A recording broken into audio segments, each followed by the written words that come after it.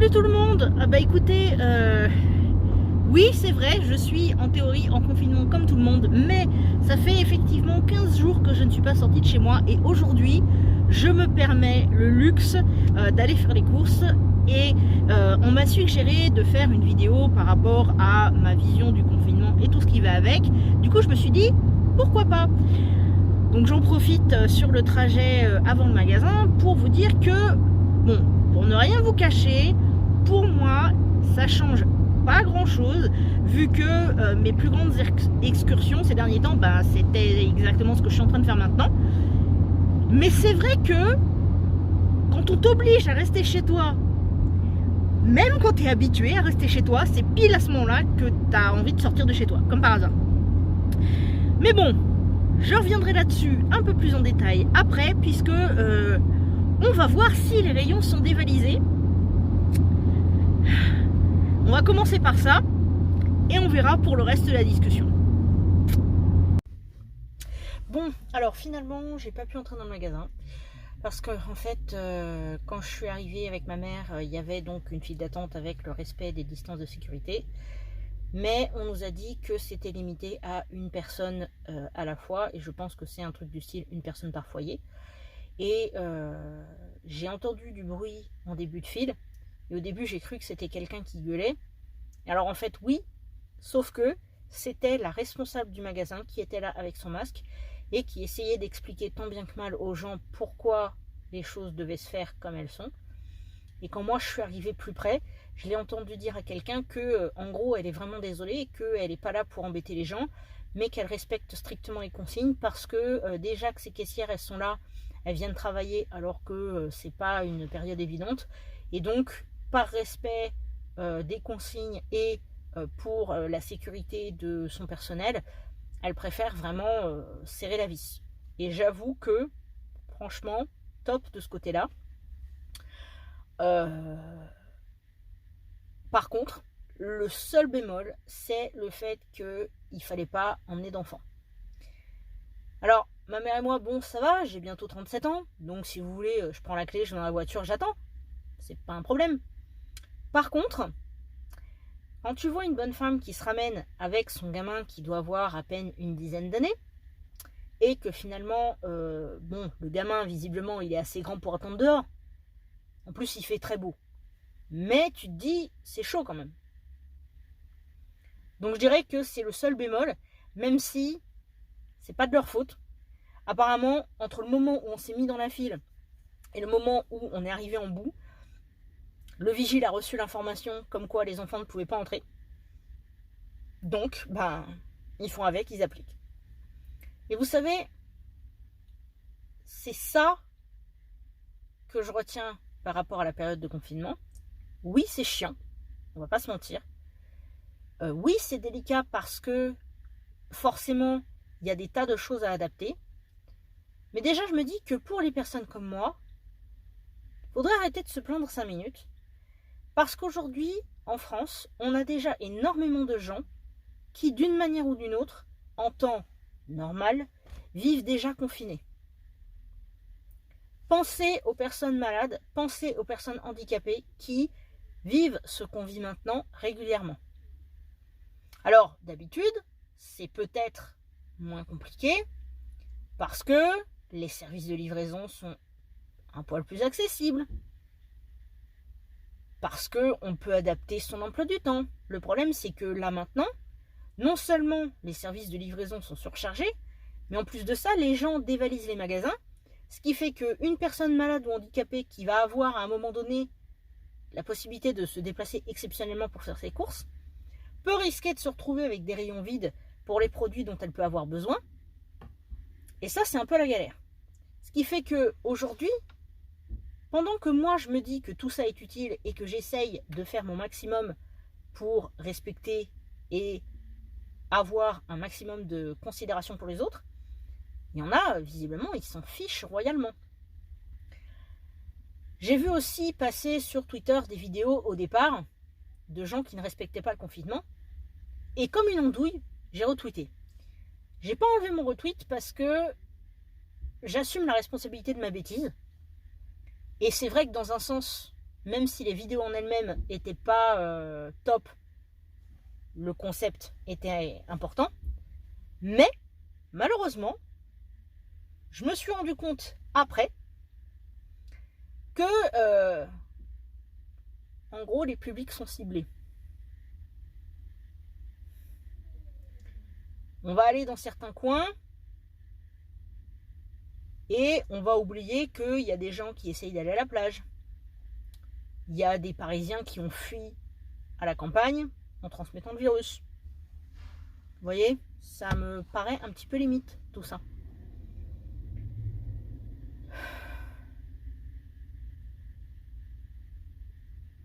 Il y a des tas de ressources à disposition. Il y a des tas de témoignages. Il y a des médecins, il y a des personnels soignants. Il y a tout un tas d'employés qui témoignent. Il y a tout un tas de personnes qui nous disent régulièrement que c'est important. Je vous mettrai d'ailleurs notamment un lien dans la description d'une vidéo. Alors c'est sous-titré en anglais. C'est de la chaîne Asian Boss. En gros, c'est une chaîne qui a pour but de faire le tour de l'Asie et de montrer des tranches de vie de plusieurs peuples d'Asie, même s'ils sont basés à la base en Corée du Sud.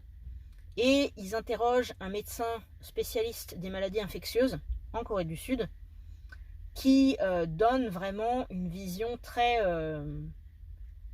mesurée de la chose et qui est assez intéressante. Parce que ce qu'on a vu aussi du coup dans cette période assez compliquée, c'est des théories les plus farfelues les unes que les autres qui ressortent, les conseils à la noix, comme par exemple se gargariser avec de l'eau toutes les 15 minutes, ou alors si tu réussis à te retenir de respirer pendant 10 secondes, ça veut dire que c'est bon. Alors ça, j'en ai vu de partout. J'ai même des gens de ma propre famille qui en ont partagé sur les réseaux sociaux. Le problème, c'est que quand tu as corrigé une personne, tu peux pas non plus aller fouiller le profil de chaque personne que tu connais pour voir s'il n'y a pas un truc à la noix qui a été partagé. On m'a notamment partagé des pétitions pour soutenir un certain professeur. Et le problème, c'est pas que j'ai pas du tout envie de soutenir la démarche, mais je trouve ça un peu suspect quand tout d'un coup, une personne est encensée comme ça et qu'on accorde du crédit à ce que cette personne dit sans même réellement réfléchir. Alors je sais très bien que les gens que je connais ne sont pas des imbéciles, loin de là. Et c'est pas les gens que je connais précisément qui l'ont réellement fait qui m'interpellent, parce que je sais très bien comment ces personnes peuvent fonctionner vis-à-vis de ça. Mais j'avoue que le phénomène global m'inquiète. Alors que par exemple, dans la vidéo que je vais vous mettre là dans la description, le médecin qui en parle évoque la solution proposée par le fameux professeur dont tout le monde parle en France. Mais il n'y a pas d'idolâtrie dessus. C'est vraiment traité comme, bon écoutez, il y a cette option, il y a des tests et des études qui sont faits. Point barre. Voilà, et c'est comme ça, selon moi en tout cas, qu'on devrait voir la chose. Et sinon, bah écoutez, comment moi je vise tout ça? Ben, je suis chez moi, je m'occupe, j'ai l'ordi, j'ai Zelda. Je veux dire, il n'y a rien d'autre à faire. Hein. Qu'est-ce que vous voulez? C'est comme ça.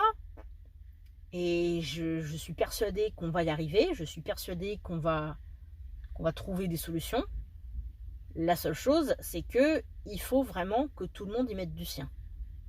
Alors évidemment, on peut se dire aussi, c'est quand même terrible de se rendre compte qu'il faut en arriver à ce stade pour qu'il y ait une sorte de coopération, pour qu'il y ait une sorte de respect.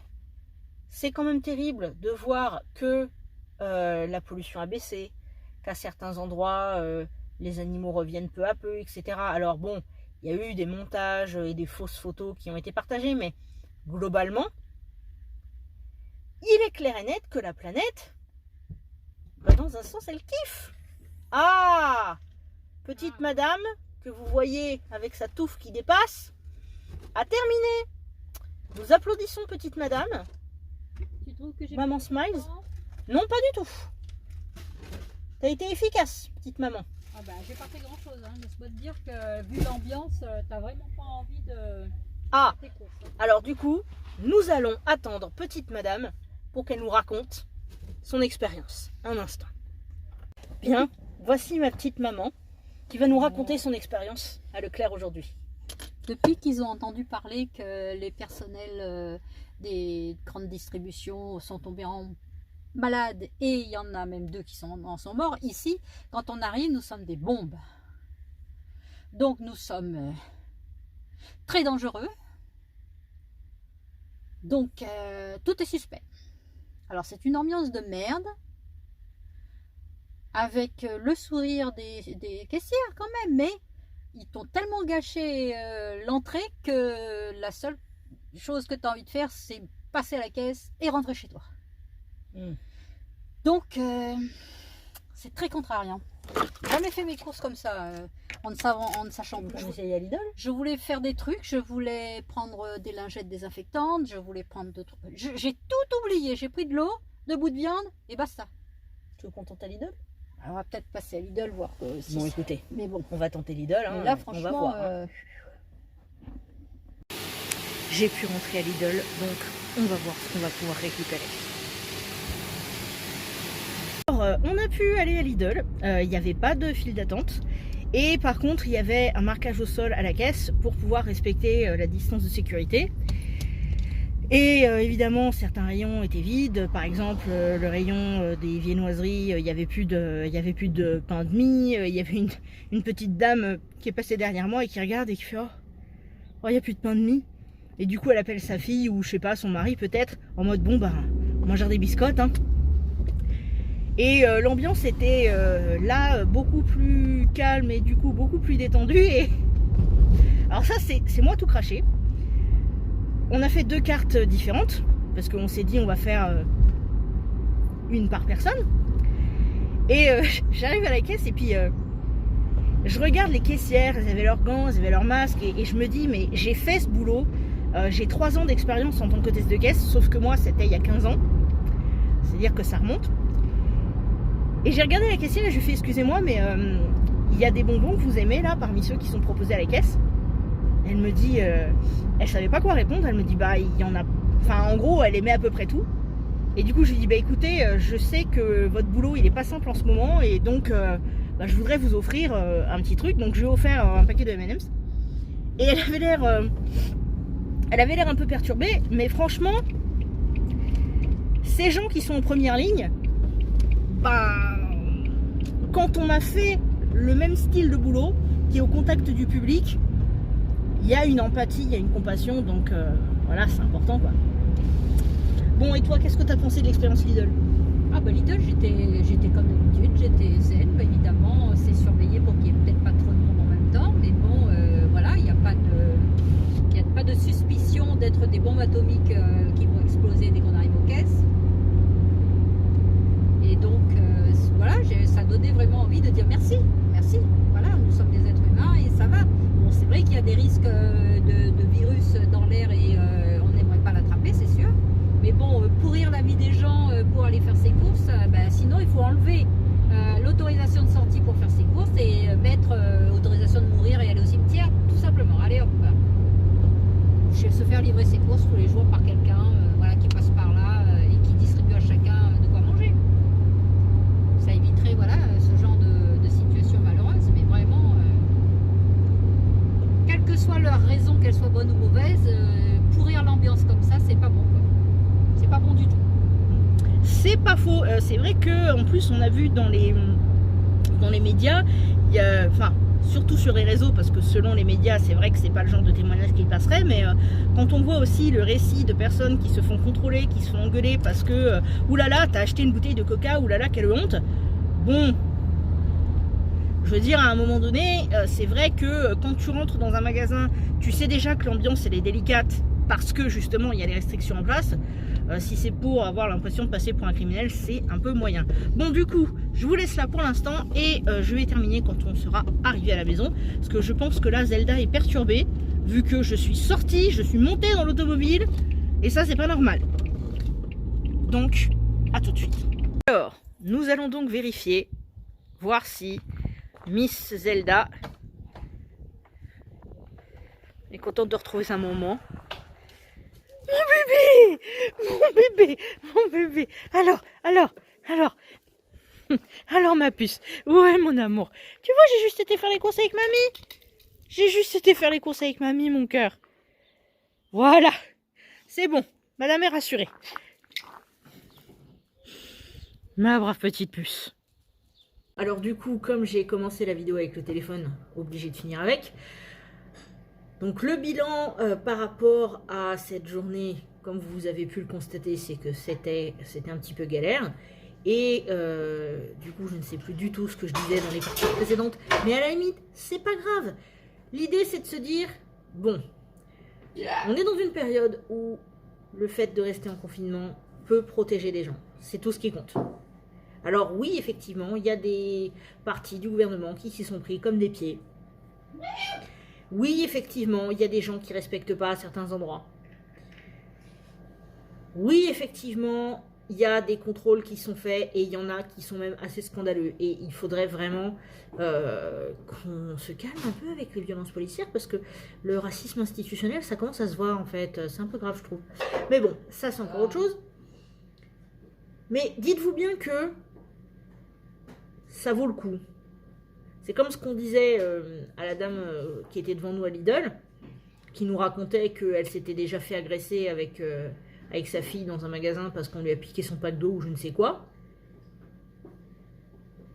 Si on reste tous et toutes dans le respect des autres, si on aide nos voisins, si on pense par exemple aux personnes isolées, aux personnes malades, aux personnes handicapées, si on pense à toutes ces personnes-là,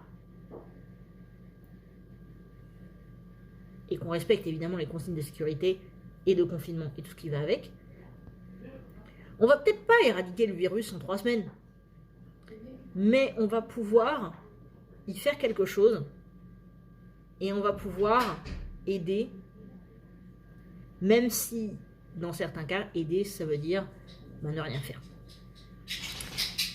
Oui, c'est chiant, mais si vous avez des bouquins chez vous, si vous avez des jeux vidéo, pourquoi pas? Si vous avez quelques ingrédients, vous pouvez peut-être trouver de nouvelles recettes à faire. Moi, comme ça, j'ai voulu faire un gâteau à la fraise au lieu de faire un gâteau au chocolat classique. Et j'ai réussi à péter le mixeur de la famille. Ouais, je suis très très douée pour ça. Mais en même temps, j'ai mis les fraises quand elles étaient encore congelées. J'ai pas vraiment réfléchi au fait que j'aurais peut-être pu les faire décongeler avant, oui. Mais je veux dire, je suis comme tout le monde, je suis coincée et ça m'embête, mais je trouve ici et là des façons de m'occuper qui font que le temps passe vite. Et puis bon, j'ai beaucoup de chance parce que je suis avec ma famille. Il y a notamment Zelda qui est là à l'heure qu'il est, je ne sais où, mais c'est pas grave. Elle doit être encore en train d'embêter mamie et tata. Enfin bref, on va y arriver. J'ai confiance. Protégez-vous, restez chez vous. Si vous pouvez aider les gens, faites-le. Si vous pouvez pas, écoutez, tant pis, on peut pas toujours tout faire non plus. Hein. Enfin bref, voilà. C'est à peu près tout ce que j'avais à dire aujourd'hui. C'est une vidéo qui est très mélangée. Alors attendez, je vais quand même regarder ce que mon pote m'avait dit hier. Parce que il m'avait limite suggéré tout un plan de vidéo. Et alors, ah ouais, alors ouais, quand même pour terminer, je dois avouer que quand c'est arrivé au début, j'imaginerais pas qu'on en arrivera à ce stade. Mais j'avoue que je n'imaginais pas non plus à quel point les gens pouvaient être bêtes et égoïstes. Et racistes aussi du coup. Et forcément, quand tu vois comment les choses se propagent, tu vois qu'aujourd'hui, il y a beaucoup de systèmes qui sont mis en place, qui sont complètement pétés et qui n'ont absolument pas lieu d'être, parce que du coup, on peut quasiment pas fonctionner. Et on se rend compte aussi que comme par hasard, comme beaucoup de gens d'ailleurs le signalent sur les réseaux sociaux, il y a des aménagements qui sont pris aujourd'hui, que beaucoup de personnes, notamment en situation de handicap, réclament depuis des années, et comme par hasard, Là, on peut le mettre en place. Mais je vais vous dire un truc.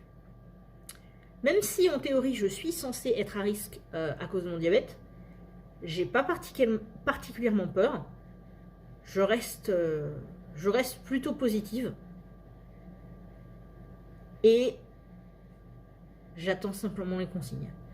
Je dois avouer par contre que j'ai vraiment hâte qu'on en ait fini avec ce confinement, parce que j'aimerais bien voir mes potes. Vu que maintenant je suis d'humeur à sortir de nouveau, j'aimerais pouvoir retrouver une vraie vie sociale. Quand même.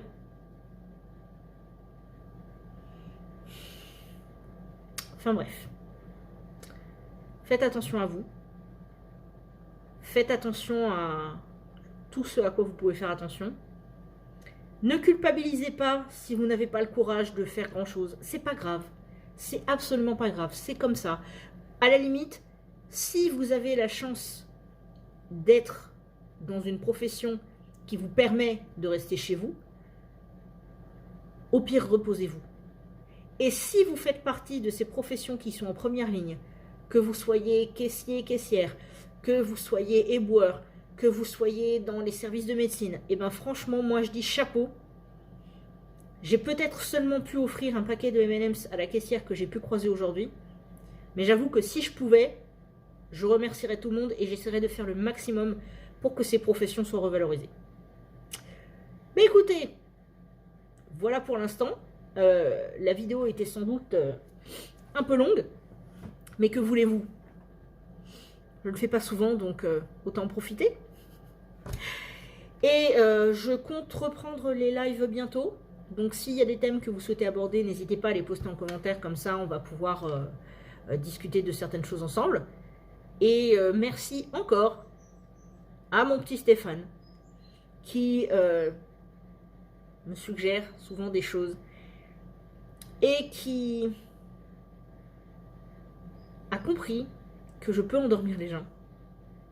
Oui, parce que ça, je ne l'ai pas dit souvent, mais quand j'étais petite, en fait, quand je racontais des histoires, je pouvais endormir mes soeurs. Et du coup, apparemment, j'ai maintenant des gens qui se servent de mes vidéos pour s'endormir. Je sais pas si c'est parce que je suis saoulante ou si c'est parce que j'ai une voix douce. Enfin bref, je vais m'arrêter là pour l'instant, parce que je commence à raconter n'importe quoi. Mais dites-vous bien que je pense à vous. Et allez, on croise les doigts, on va y arriver. Allez.